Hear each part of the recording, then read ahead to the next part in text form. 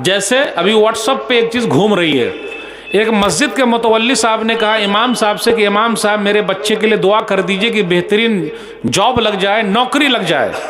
तो इमाम साहब ने दुआ की कि अल्लाह मुतवल्ली साहब के बेटे को सरकारी नौकरी लगा दे, लेकिन उनकी तनख्वाह उतनी ही हो जितनी मेरी तनख्वाह है। आमीन, अल्लाहुम्मा आमीन। उसके बाद क्या हुआ? अरे इमाम साहब ये कैसी दुआ कर दी, आपकी तनख्वाह उतनी हो जितनी आपकी है, तब तो घर कैसे चलेगा? अच्छा, आपका नहीं चल सकता तो मेरा घर कैसे चलेगा? वाह वाह वाह वाह, है कि नहीं? इसलिए मेरे भाइयों, उलमा की इज्जत कीजिए, एहतराम कीजिए, उनको दीजिए, उनको पैर पर खड़ा कर दीजिए। और अगर कुछ दिख रहा है तो उससे जलन मत कीजिए, वरना गड़बड़ी हो जाएगी, क्योंकि ज़िंदगी भर आपको उनके पीछे ही रहना, आगे नहीं जा सकते हैं। उलमा से मोहब्बत करना सीखिए। मोहब्बत नहीं करते हैं तो खामोश रहिए, कम से कम उनकी मजलिस में बैठिए, नहीं बैठ सकते हैं खामोश रहिए। उनकी बुराई मत कीजिए, बुराई करके काहे को आप अपने लिए नेकियां ख़त्म कर रहे हैं, बड़ी मेहनत से कमा रहे हैं, दूसरों को दे रहे हैं। समाज सुधार के लिए अगर ये मौलवी ना होते तो आज हमारा समाज नहीं सुधरता। हम और आप कम से कम नाम के मुसलमान हैं। क्यों? इसलिए कि इन मौलाना लोगों ने बड़ी मेहनत की है। अगर ये मेहनत न किए होते तो हम और आप नाम के भी मुसलमान न होते। उन्हीं की वजह से हम और आप नाम के मुसलमान हैं।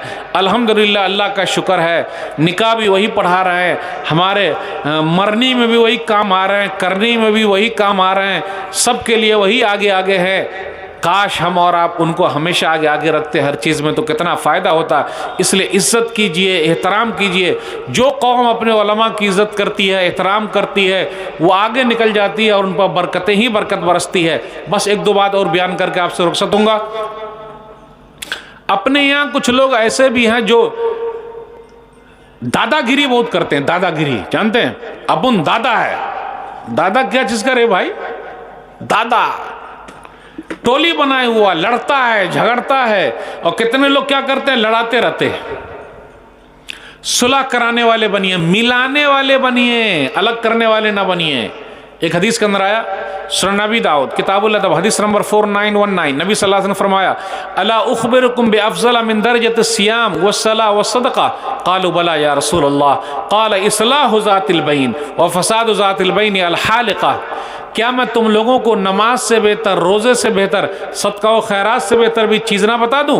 नमाज मतलब फ़र्ज नमाज नहीं, रोज़ा मतलब फ़र्ज रोज़ा नहीं, सदका व खैरात मतलब ज़कात से बेहतर नहीं, बल्कि आम सदका व खैरात से मुराद न बता दूँ?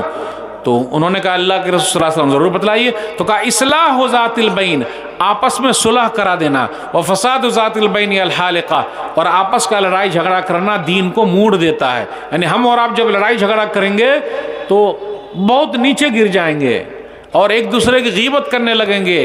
इसलिए मिलाने वाले बनिए। आज अपने यहाँ समाज में देख लीजिए, माँ उसका एक बड़ा मर्तबा है, बाप बड़ा मर्तबा है। कितने लोग माँ बाप की इज्जत नहीं करते हैं?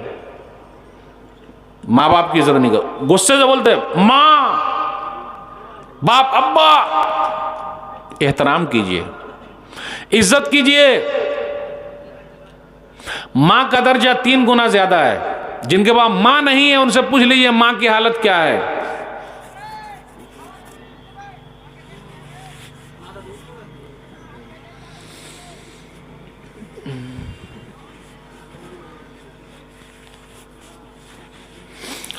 माँ नहीं है, पूछ लीजिए माँ के बगैर उनका घर कैसा है। माँ 3 गुना दर्जा ज्यादा है माँ का।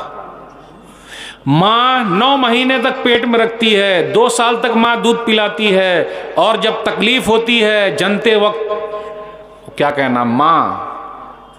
और हमने और आपने माँ को क्या समझा? बाप। बाप जन्नत का दरवाजा है, माँ के पांव तले जन्नत है, बाप जन्नत का दरवाजा है। कितने लोग बाप को क्या बोलते हैं? बा, बुढ़ा कहीं का। कितने हैं अपने यहां?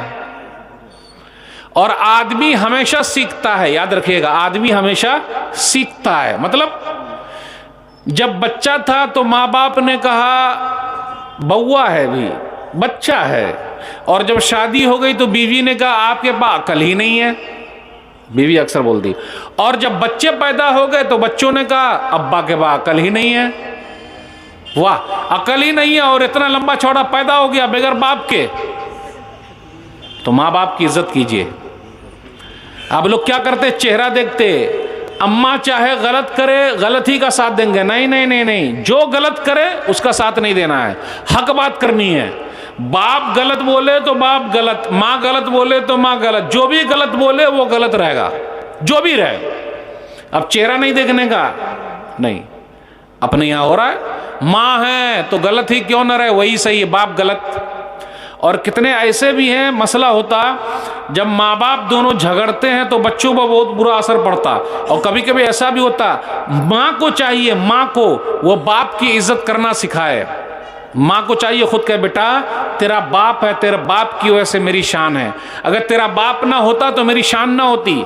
और कितनी माँ ऐसी है जो दुश्मनी सिखा रही हैं। दुश्मनी मतलब, अब मैं आपसे पूछता हूँ, छोटे बच्चे से आप पूछिए बेटा दादी के यहाँ जाएगा कि नानी के यहाँ जाएगा, तो क्या बोलेगा वो, नानी के यहाँ। काहे, रुकिए, यस सही बोला आपने, यस बॉस। अगर मैं किसी बच्चे से पूछ लूं बेटा दादी के यहाँ जाना या नानी के यहाँ जाना, तो क्या बोलेगा, नानी के यहाँ। दादी के यहाँ क्यों नहीं, माँ ने पहले से सिखा दिया है।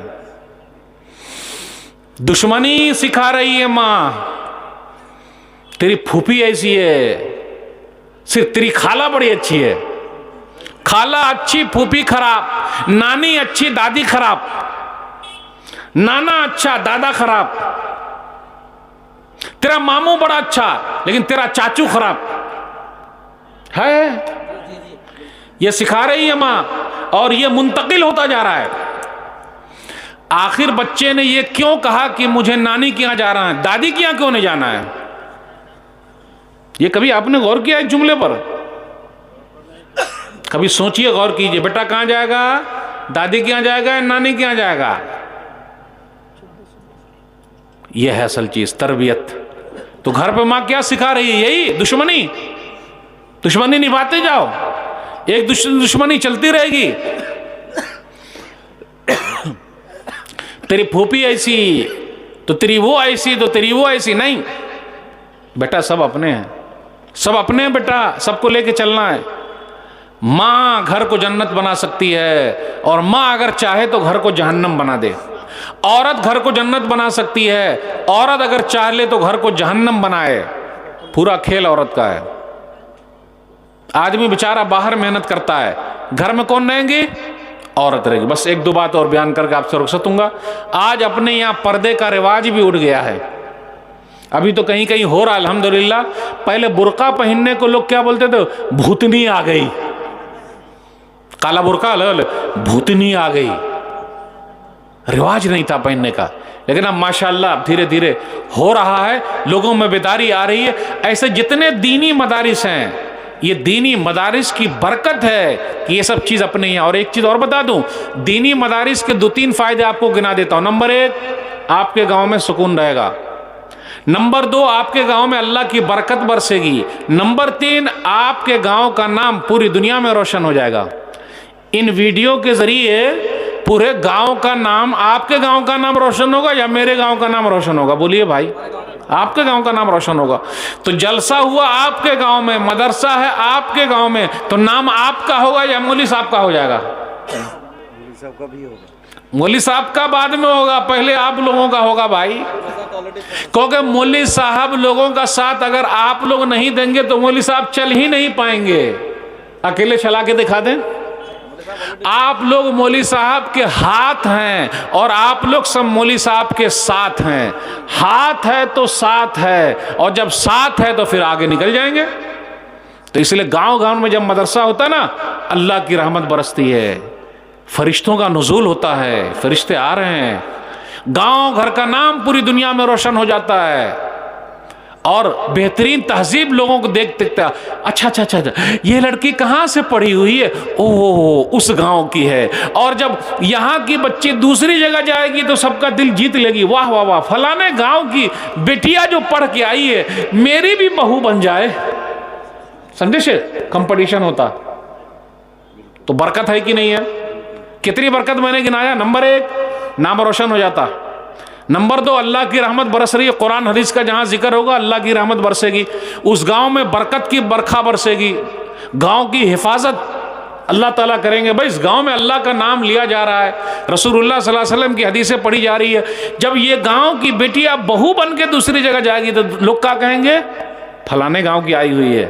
ओहो हो, हमारी भी बहू वही गांव की होती तो फायदा है कि नहीं?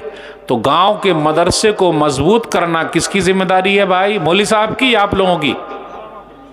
सबकी जिम्मेदारी है। ये टीम वर्क है और इसको आप लोग कीजिए, मरने के बाद भी ये सदका जारिया है। आइए एक हदीस पढ़ के अपनी बात खत्म करूंगा। सही मुस्लिम किताबुल वसीय्या हदीस नंबर 1631, इज़ा मातर इंसान इनक़ता अन्हु अमलु इल्ला मिन सलासतिन इल्ला मिन सदक़तिन जारिया औ इल्मिन युंतफ़अ बिही औ वलदिन सालिहिन यदू लहू। आदमी मर जाता है लेकिन 3 चीज़ का सवाब उसको मिल रहा है। नंबर 1, सदका जारिया, मस्जिद बना दी, मदरसे बना दिए। जब तक मस्जिद है, मदरसा है, दुनिया से चले भी गए सवाब मिल रहा है। तो फायदा होगा कि नहीं होगा? आप लोग लगाएंगे तो दुनिया में ना रहे लेकिन सवाब मिल रहा है।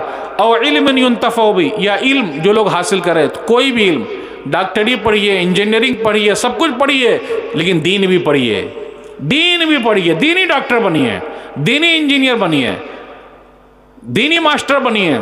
यानी आप जनाजे की भी नमाज पढ़ाइए, मास्टर साहब जनाजे की नमाज पढ़ाइए, डॉक्टर साहब जनाजे की नमाज पढ़ाइए, इंजीनियर साहब जनाजे की नमाज पढ़ाइए, नमाज पढ़ाइए। अल्हम्दुलिल्लाहि रब्बिल आलमीन। इंजीनियर साहब की आवाज और इमाम साहब की आवाज आपको इस तरह पढ़ा, अल्हम्दुलिल्लाह रब्बिल आलमीन।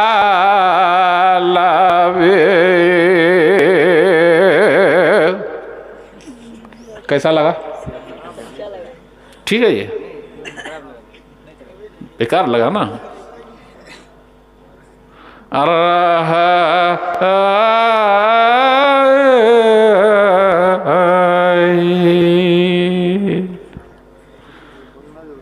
बंगला हो गया, बंगला हो गया ना, सही बात है। यानी हाथ पर टूट जाता है। नहीं, ऐसा नहीं, मैं वो नहीं बोल सकता हाथ पर टूट जाता है, लेकिन जब हर चीज सही मौजूद है तो आप गलत काहे लेंगे भाई? एक नंबर लीजिए ना, इल्म जिसके जरिए लोग फायदा उठाए। अब आखिरी बात, वलदिन सालिह यदू लहू, नेक औलाद जो दुआ करे। औलाद नेक कब होगी? जब दीनी तालीम दीजिएगा। अच्छा खिला रहे हैं वो ठीक है, लेकिन अच्छा पढ़ाइएगा तब ना दुआ करेगी। तो एक फायदा है मदरसे का अपने गांव में होने का कि आपको कहीं लेके नहीं जाना है बच्चों को, बस सर यही पढ़वाना है और मरने के बाद के लिए दुआ वाला बनवा देना है। तो बातें बहुत सारी आपसे करनी थी, माशाल्लाह बैठे हुए हैं आप लोग। ठंडी तो ऐसी लग रही थी उस वक्त जब शुरू किया था कि ज़्यादा ठंडी होगी, लेकिन अब मैं रात काफ़ी हो चुकी है, बात यही ख़त्म करता हूँ। इंशाअल्लाह फिर मिलेंगे। वस्सलामु अलैकुम वरहमतुल्लाहि वबरकातुहू।